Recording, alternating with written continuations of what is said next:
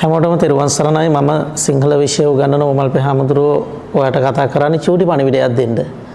ඒ පණිවිඩය තමයි ලෝකේ තියෙන ලස්සනම සුන්දරම භාෂාව තමයි සිංහල. මිනිහෙක්ගේ ජීවිතේ ඇත්තටම ඕනෑම සංකීර්ණ අවස්ථාවක ගැටලු සහගත අවස්ථාවක ගීතයක් කෙටි කතාවක් නවකතාවක් කියවන ඕනෑම කෙනෙක්ගේ මනස නිවෙනවා.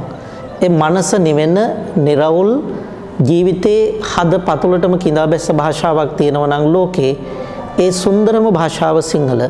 ඒ නිසා අපි අධ්‍යයන පොදු සහතික පත්‍ර සාමාන්‍ය පෙළ විභාගෙ ලියන අපේම ජාතියේ රටේ දරුවන්ට අපි ආයාචනයක් කරනවා.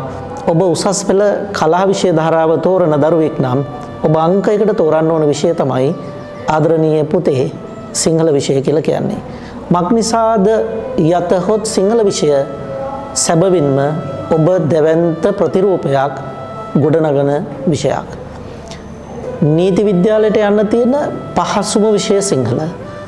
ඊළඟට එතනින් එහාට විශ්වවිද්‍යාල අධ්‍යාපන පීඨේ ඊළඟට සාමාන්‍ය ඔබ තෝරාගත යුතු විශ්වවිද්‍යාල පාඨමාලා ඊළඟට විද්‍යාපීඨ මෙකී නොකී සමස්තයේ වැඩිම අවස්ථා හම්බ වෙන්නේ සිංහල විෂය කරන දරුවන්ට.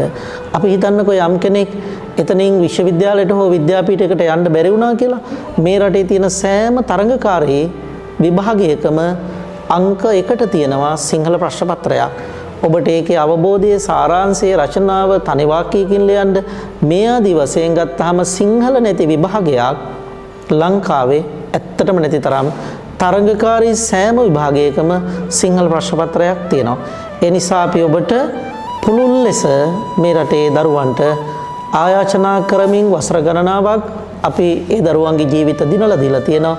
ඒ නිසා ඔබ ඔබේ ජීවිතේ දිනා ගන්න පහසුම මඟ සිංහල විෂය තෝරගන්න.